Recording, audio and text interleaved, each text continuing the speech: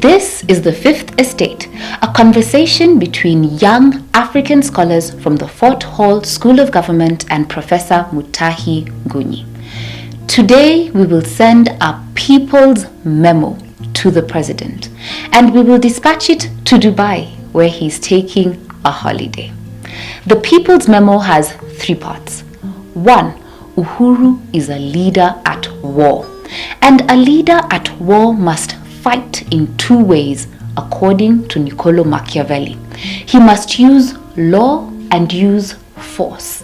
Law is peculiar to men, and force is peculiar to beasts. A leader at war must be half man and half beast. Similarly, a leader at war must be both a lion and a fox. A fox is crafty but weak. A lion is strong but dim-witted.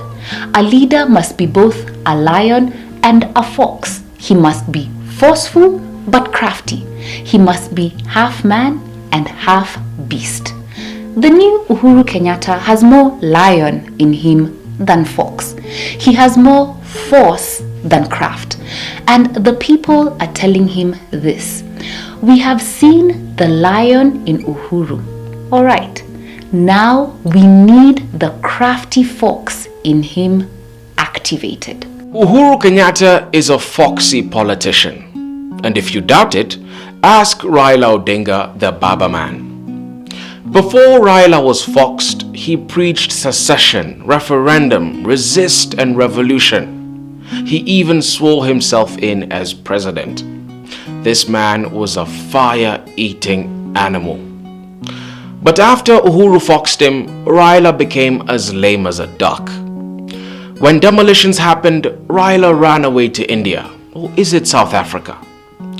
When we put VAT on petrol, Raila disappeared to some unknown hole. No response, no resist. Then Mwilu was arrested. Raila's wife was given a medal by the president, and Raila was invited to dinner with the British Prime Minister. With these accolades, Raila could not speak against VAT on fuel or defend Mwilu. If demolitions are about the lion in Uhuru, containing Raila is about the fox in Uhuru. If demolitions are about force, containment is about craft. Uhuru must become both the fox and the lion. To deal with the judiciary and Mwilu, Uhuru must become half man and half beast. And as Machiavelli taught us, men understand the law, but beasts understand force. The judiciary is a beast. To change it, Uhuru needs force, not law. And this brings us to the second part of the People's Memo to Uhuru Kenyatta.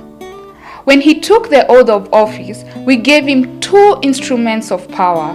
The first one was the Constitution, and the second one was the sword. With the 2 instruments of power, he swore to defend and to protect country. The Constitution gave him powers to defend country, and the sword gave him powers to protect country. Now we must ask the president some questions. When he took his oath of office, did he take it with anyone else or did he take it alone? Does anyone have shares in this oath, or is it an oath between Uhuru Kenyatta, God and country? Uhuru should simply follow his purpose. When Elohim the Almighty chose him to become president, he was chosen alone and naked before God. He should not turn to the right or to the left. His purpose is his promise to country. But there's a problem.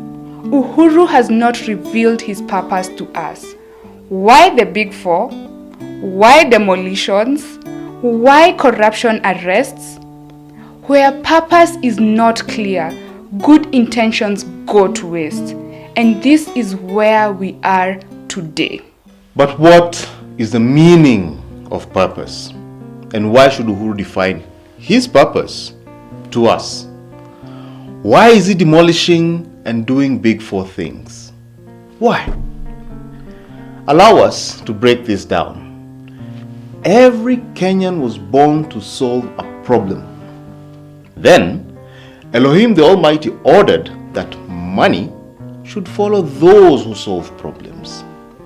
If you fail to solve the problem you were born to solve, then you must die poor, bitter, and begrudged. But James Mwangi was born to solve a problem. He called it Equity Bank. And money followed his solutions like a bee follows honey. Bobby Collymore was born to solve a problem. It is called M-Pesa. The brother is rich and he has a Kikuyu wife. Uhuru was also born to solve a problem, but we don't know why. Equity Bank was built by Peter Munga because the big banks rejected small people. That was his why. M-Pesa was built because we could not send money to our relatives up country through the arrogant banks. That was their why. The third component of the People's Memo to Uhuru Kenyatta is therefore this. Why? Why the big four and not the big six, the big seven, or even the big three? What problem is he solving? The People's Memo to Uhuru Kenyatta is actually about VAT on fuel. The public is angry. And even Parliament has disagreed with Uhuru on this. And the court in Bungoma has actually stopped this VAT on fuel. But in the meantime, social media has told us this, that a nation trying to tax itself into prosperity is like a man standing in a bucket and trying to lift himself up by the handle. They quoted Winston Churchill. But in my view, Churchill was damn wrong. And the country is also wrong. Uhuru should do what Uhuru needs to do. And in doing so, he should be guided by the law of the critical few over the trivial majority. If he follows his purpose and not the running mouths in social media, he will find a common ground with the sensible public. What this country needs today is bold decisions.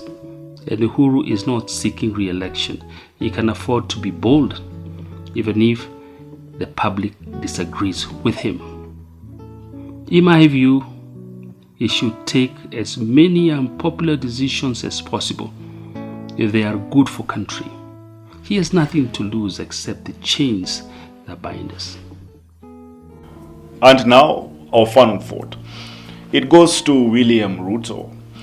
At the Fort Hall School of Government, we dissect politicians the way a biologist dissects frogs. And William Ruto is a permanent frog we enjoy dissecting. This week, he looked brilliant in Kigali, laughing with world leaders.